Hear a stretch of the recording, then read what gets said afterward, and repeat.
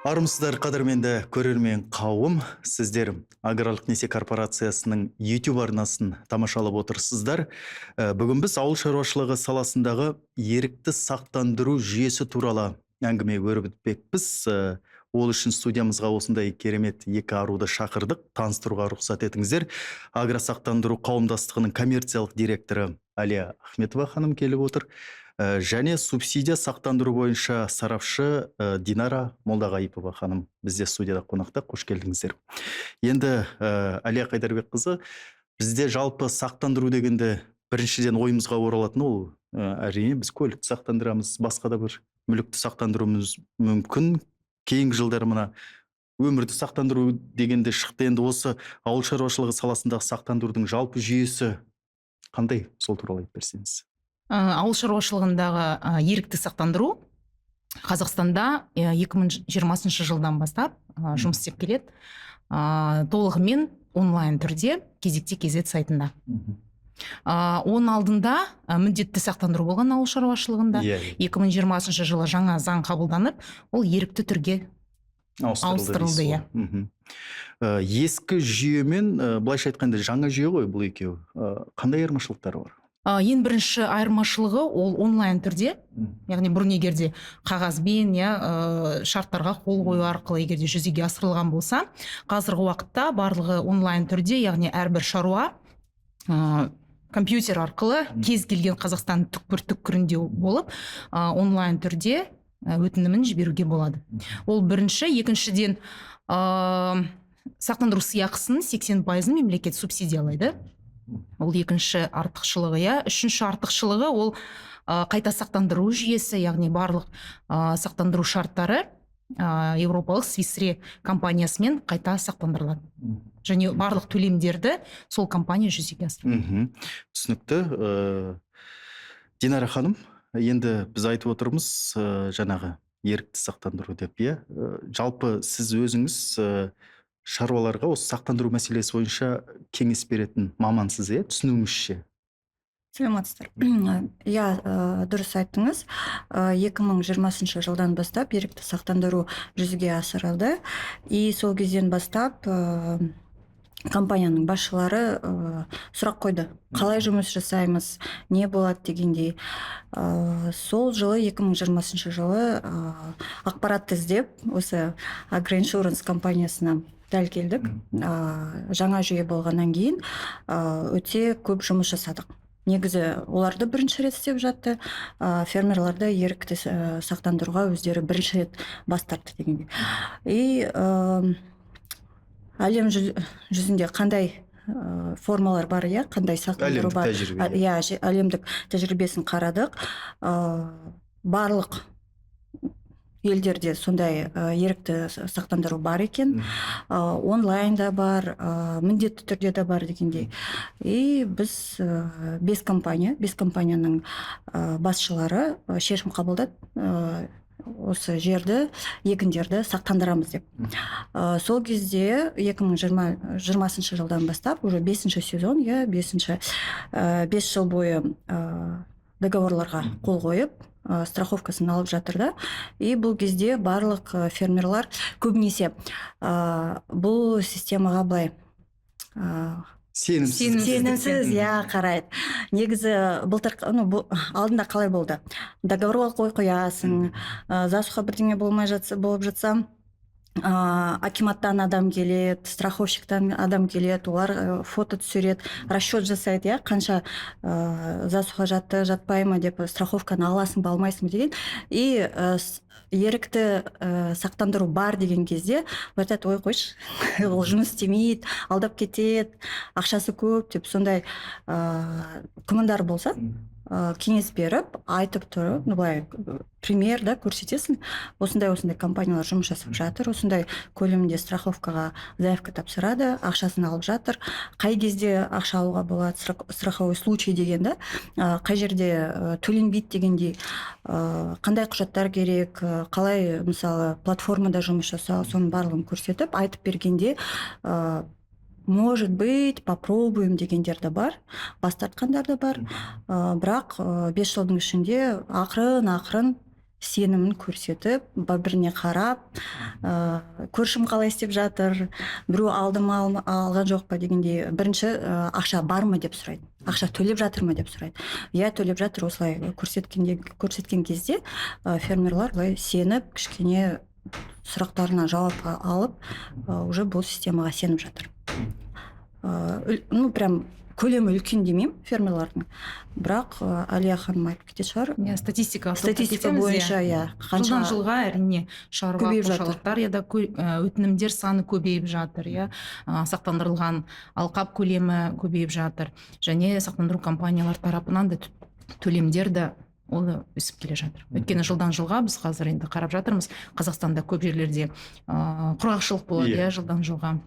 Мысалы су тасып жатыр, ылғалдың шамадан тыс түсуі де сол шаруалардың жұмыстарын қиындатып, шығындарға алып келіп жатыр. Сондықтан сол барлық тәуекелдерді сақтандыру керек. Және көбінесе статистикаға қарап жатсақ, өсіп жатыр. 5 жыл бұрынғымен салыстырғанда жаңағы нәтиже қандай? Бастапқыда орташа есеппен қанша шаруа сенді осы жүйеге, 5 жылдан кейін нәтиже қандай? Барлық статистика ақпараты кезекте KZ сайтында ашып қарауға болады. Мысалға үшін 2020 жылдан бастап егерде қарастыратын болсақ, мысалға үшін 2020 жылы жалпы өтінім саны 86 болса, 2024 жылы өтінімдер саны 266-ға дейін өсті. Ал егерде сақтандыратын алқап көлемін егерде салыстыратын болсақ, ол 115 мыңнан қазіргі кезде 492 мың гектарға дейін өсті. Яғни ол 5 жылдың ішінде 5 есе өскен деп есептеуге болады. Демек, бұл сіз айтып отқан сақтандыру егіншілікке қатысты болып тұр ғой? Бұл егіншілікке қатысты. Біз егіншілікте егін алқаптарын құрғақшылықтан және ылғалдың шамадан тыс түсуінен сақтандырамыз. Сақтандырудың жалпы қандай түрлері бар? Сақтандыру бізде 2 бағытта жұмыс істейді. Ол бірінші өсімдік шаруашылығы болса, екінші ол мал шаруашылығын сақтандыру.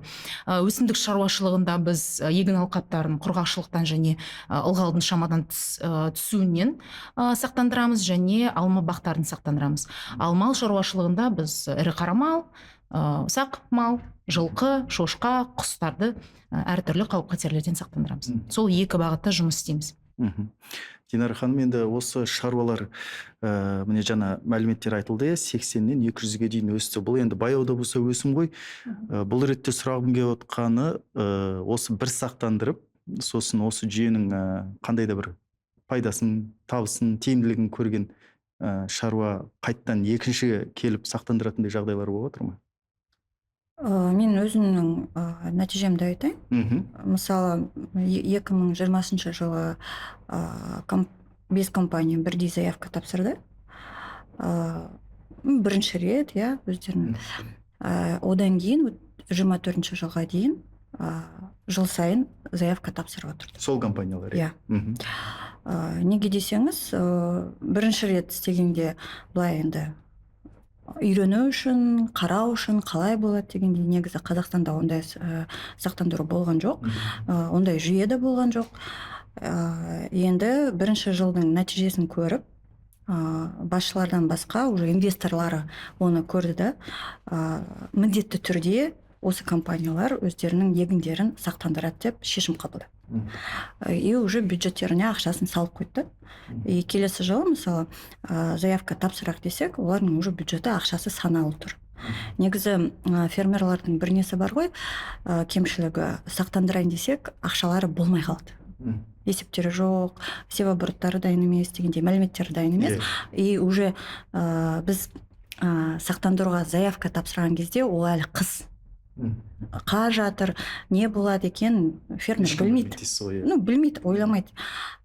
Шешімді тез қабылдау керек та, негізі где-то ақпан айында, потому что мартта уже заявка тапсырылады. 31 мартта біз егін шаруашылығын уже тоқтатамыз. Уже өтімдер қабылданбайды. Договор кім қол қойды, кто успел, тот молодец дейміз ғой. А фермер, мысалы, өзінің шешімін қабылдау кезі где-то апрель, май айында. Егінге шыққанда, ауа райы қандай, неге шығады. егінге шығады дейді, агрономдар жұмысын бастайды и ойлайды, оказывается, засуха болады дейді. Ойлайды да, енді заявка тапсырайық десе, уже уақыты шығып кетті. И бұл кезде уже бірінші рет заявка тапсырғаннан кейін, қалай жұмыс жасайтынын көргеннен кейін, жүйе қалай жасайды, несі страховой случай болса, ақшасын қалай қайтарады, қай уақытта қайтарады, уже көрген адамдар, олар уже сеніп, келесі жыл өздері уже шешім қабылдайды. Ақшаларын да дайындап қояды дегендей. Биыл уже басталды ма? Иә, біз қазір ерте басталып жатыр бұл заявка. биыл егер де біз мысалы 24-ші жылғы өтінімдерді жылдың басында бастасақ, мысалы ақпан айында, биыл мысалы біз 2025 жылға дайындықты бастап кеттік. Қазіргі кезден бастап заявка тапсыруға 24-ші жылы 25-ші жылға өтінімдерді уақытын берірек жылжыттыңыз. ертерек бастайды да, қазіргі кезде мысалы көп фермерлер, может быть, ол ақпаратты даже естімеген шығарды или дайын емес.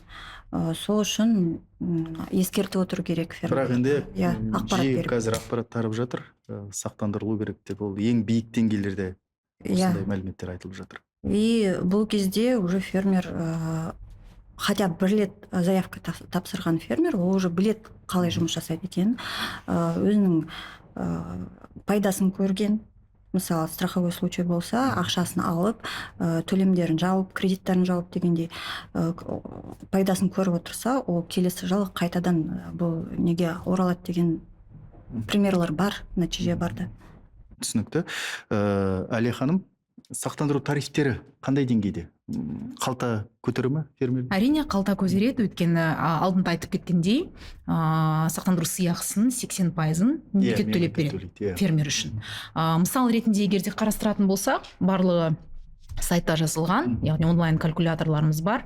Онлайн калькуляторлар арқылы барлығын қарасақ болады. Мысалға үшін, егер де мысал ретінде біз 1000 гектардыға, мен сізге қазір санап берейін, қанша болады, егер де фермерлер қарайтын болса, мысалы, егер де сіз құрғақшылықтан егер де 1000 гектарды сақтандыратын болсаңыз, нормативін 120 мың деп алайық, орташа есеппен, яғни дәнді дақылдарды егер де сақтандыратын болсаңыз, 3 айға егер де фермер сақтандырса, тарифі 6,1%, жалпы сақтандыру сыйақысы 7,320,000 болады. Оның 80%-ын мемлекет төлеп берсе, фермер өз қалтасынан 1,464,000 төлейді. Яғни сол 1000 гектарды сақтандыруға 1 миллионның үстінде ғана фермердің ақшасы шығады, былайша айтқанда. Түсінікті. Фермерлер енді бұндай сомаға қаншалықты разылық етіп отыр, былайша айтқанда? Басынан бастасақ, 2020 жылдан бастап 23 жылға дейін фермер 50%-ын төлеген. Былтырдан бастап уже азайтты да, қазір 20% болып жатыр. Сол үшін фермерға қолжетімді деп ойлаймын бұл инструмент. Неге десеңіз, 80% ол өте жақсы көмек. Одан кейін қазіргі кезде тоже нормативті санау үшін орташа көрсетілген, облыс бойынша, әр облыс бойынша дақылдандар өзінің несі бар, себестоимость, расчет себестоимости. И минималды түрде көрсетілген.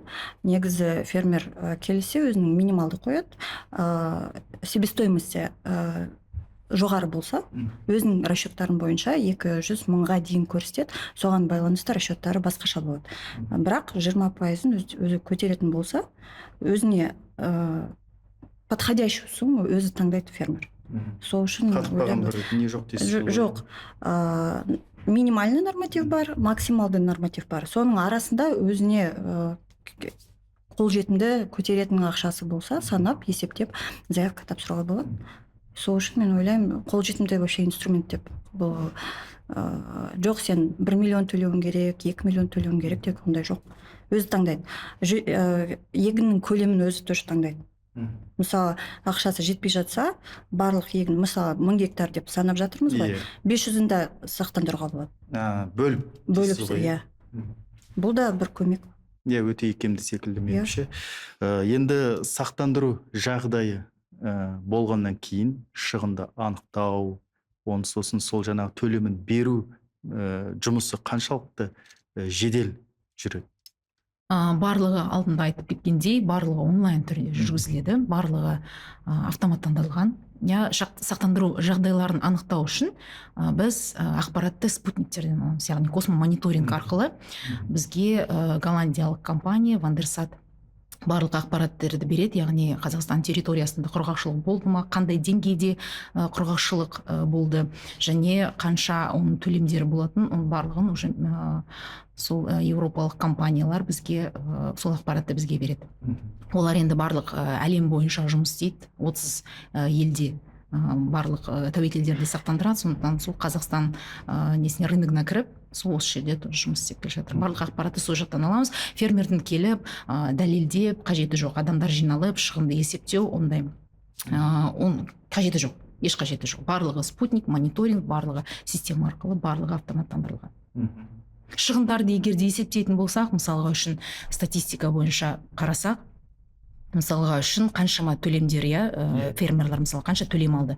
Мысалға үшін егер де осы 2024 жылғы егер де ақпаратты қарайтын болсақ, мысалға үшін фермерлер өз қалтасынан 100 миллиондай сыйақыны төлеп, осы жылы біз бәріміз білеміз ғой, ылғалдың шамадан көп түсті, мысалы олар өз қалтасынан 100 миллиондай төлеп сақтандыру шарттарына қол қойып, биыл 628 миллион сақтандыру ақыларын алған. Яғни 6 есе. 100 миллион төлеп, 600 миллион алған. Қайтарып. Жаңағы мысалы 1000 гектардың мысалын келтірдік қой біз, 7 миллиондай шығындайды, оның 80% мемлекет өтейді. Сонда сол 1000 гектар орташа есеппен сақтандырылған шаруа қандай сомаға қол жеткізіп тұр сонда? 20 миллиондай алуға мүмкіндігі бар. 7 миллион шығар. 20 миллионға дейін. Өйткені көрдіңіз бе, сақтандыру сыйақысы, ол оның сақтандырылған алқап көлеміне байланысты, нормативіне байланысты, және ол егін еккен районның ылғалдың көп түсуін деңгейіне байланысты. Өйткені кейбір жерде экстремалды болуы мүмкін, кейбір жерде орташа болуы мүмкін. Яғни сол деңгейге байланысты сақтандыру компаниясынан сол шығындарын өтеп береді. Максималды түрде егер де қарайтын болсақ, егер де мысалы 1000 гектарды сақтандырса, онда 20 миллион дейін алуға болады. Мысалы 1,5 миллион, мысалы 1,5 миллион мысалы төлеп сақтандыру егерде шартына қол қойса, 20 миллионға дейін сақтандыру компаниясынан төлем алуы мүмкін. Түсінікті. Жаңағы шаруалар сақтандыру жағдайынан кейін төлемін алып, сондай бір жағдайлар болды ма? Төлемін алып риза болып қайтып дегендей. Ондай фермерлар бар. Негізі 20-шы жылға қайтайық. Бірінші жылға қалай болады, не болады дегенде, ылғалдың жетпеуі мүмкінде, засуха дейміз ғой, сол болды бізде. Сол жылы мысалы 11 миллион төлеп 98 миллион алған фермерлар бар. Бірінші, пионеры, да, первопроходцы. Вот. Конечно, фермерлар былай бір-біріне қарайды, көршім не істеп жатыр. Ол айтады, мен сақтандырдым, сосын ақшасын алдым деп. Қалай алдың дейді, бір-бірімен сөйлеседі ғой. Бір-біріне кеңес береді, біз былай істедік, ананы істедік деп. Бірақ онда да 3 жыл жүретіндер бар, вообще сақтандырмағанда да бар. Ақшасын алып, осы жеке кабинетке кіреді, выплата дегенімізді заявка тапсырады. Мысалы, страховой случай түсті деген уведомление келеді почтаға. Сол кезде жеке кабинетке кіріп, заявка тапсырасыз, осындай фирма ақшамды алам деген уәде береді, заявкасын тапсырады, 20 күннің ішінде ақшасы келеді личный кабинетке. Сол ақшаны уже өзінің счетына банкқа аударып, өзі қолданады. 20 күннің ішінде дейсіз бе? 20 жұмыс күніге. Бір ай дейік. Бір айдың ішінде ақша алады. Уже страховой случай болды деген кезде, дәлелдеген кезде, спутниктармен дәлелденеді, электрондық жүйеде шығады ақпарат ол. Сол кезден заявка тапсырғаннан кейін барлық ақпараттарды тексеріледі. 20 жұмыс күннің ішінде ол ақша уже фермерге түседі. Фермер ол уже өз еркіні бар. Ол ақшамен не істейді? Кредитін жаба ма, өзіне бірдеңе ала ма дегендей, оборотқа түсіре ма? Жаңағы спутниктік космомониторинг деп айттыңыз, біз енді әдетте үйреніп қалғанбыз ғой, өзіміз көзбен көріп, қолмен ұстап, аяқпен былай басып дегендей. Соған шаруалар жалпы сене ме сол мәліметтерге? Енді статистикаға қарасақ, иә, 5 есе өсті ғой біздің клиенттер саны, өтінімдер саны жылдан жылға шаруа тарапынан енді сенім бар. Ол енді статистикаға қарасақ, соның дәлелі енді. Түсінікті. Ал енді осы агро саласындағы ерікті сақтандырумен қандай компаниялар бізде айналысып жатыр қазіргі таңда? Қандай сақтандыру компаниялары дейсіз? Иә, ерікті сақтандырумен айналысатын компаниялар. Нақты ол бір тізім ба, жоқ әлде сақтандыруға қатысты барлық компаниялар айналыса ма деген сауал ғой. Сақтандырумен қазіргі уақытта бізде Freedom Insurance, Аманат және Намат сақтандыру компаниялары жұмыс істейді. Олар тарапынан олар өтінім береді. Біз осыған қатысамыз деген. Олар порталда тіркеліп, сол сақтандыру шарттарына өтінімдерді қабылдайды. Бірақ та өкінішке орай барлық сақтандыру компаниялары бұл бағдарламаларға қатыспайды. Неліктен? Иә. Енді ол көрдіңіз бе, бұл жаңа сала, көбінесе оның көрдіңіз бе, нелері көп, шығындары көп. Біз білеміз, өйткені Қазақстанның климатына байланысты, иә, құрғақшылық көп, финансовый рисктар дейміз ғой, жоғары, сондықтан олар әзірге ондай көп сенімділік білдіре бермейді. Қазіргі уақытта сол 3 сақтандыру компаниясы жұмыс істейді және сол барлық шығындарды сол компаниялар арқылы төлейміз.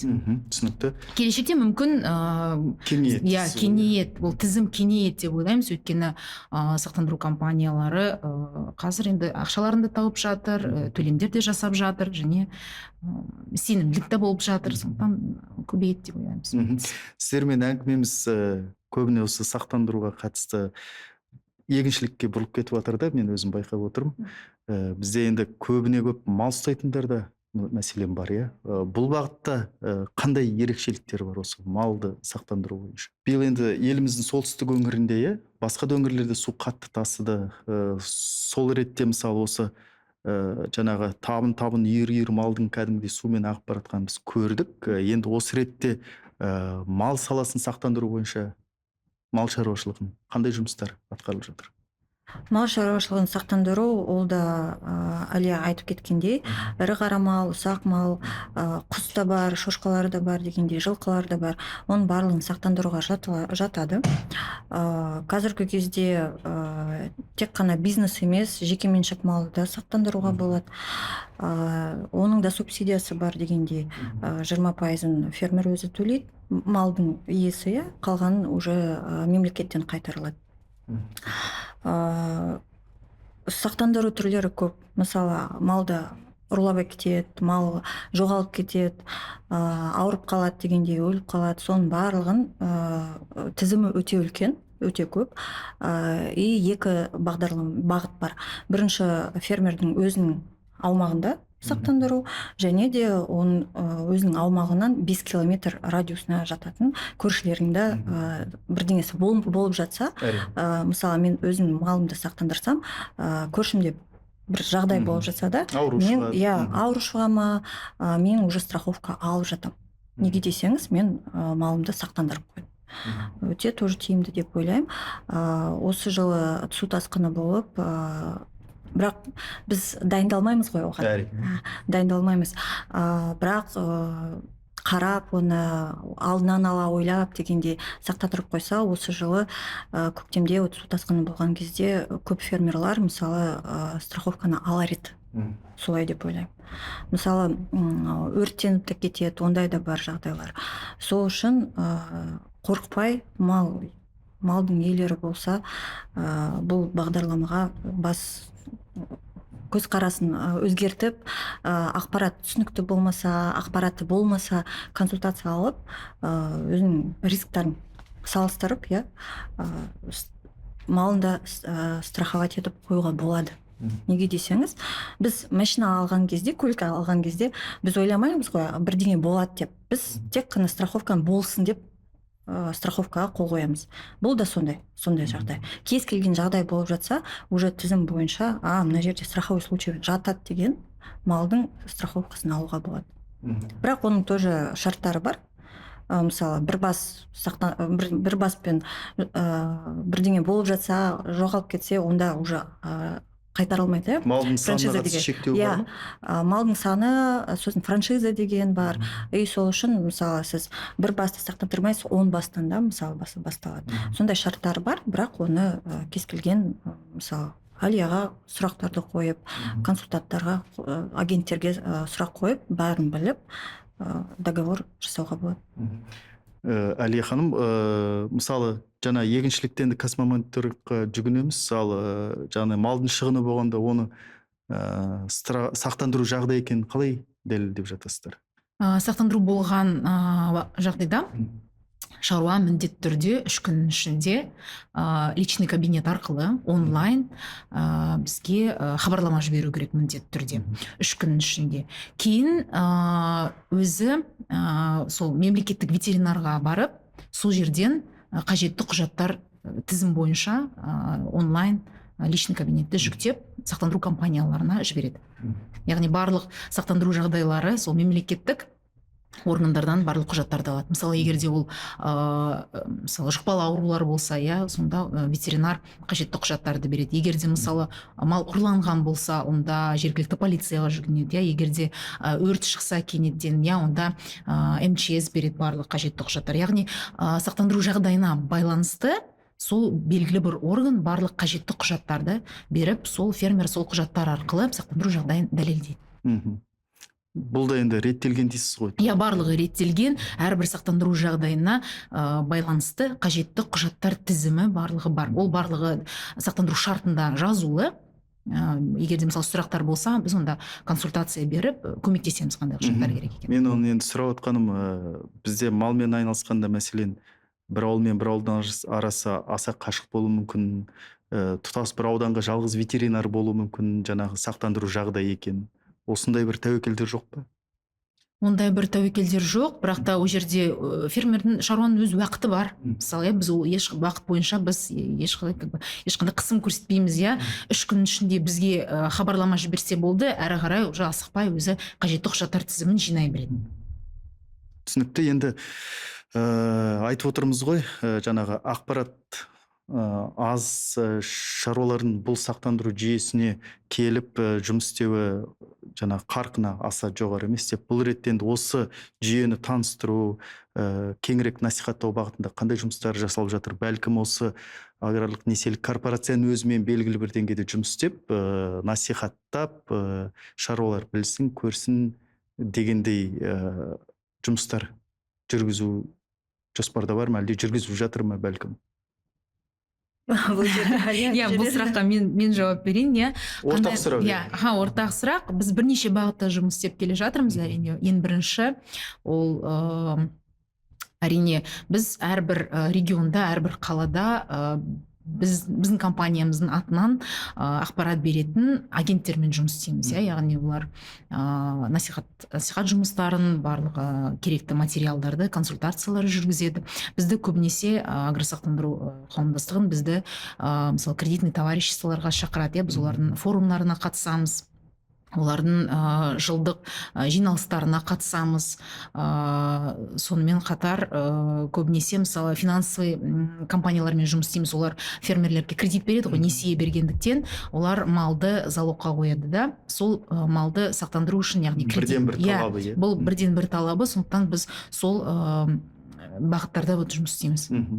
Түсінікті. Әлия Қайдарбекқызы, Динара ханым, сіздерге уақыт тауып хабарымызға қатысқандарыңызға көп алғыс айтамыз, және алдағы жұмыстарыңызға жеміс тілейміз. Көп рахмет. Шақырғаныңызға рахмет.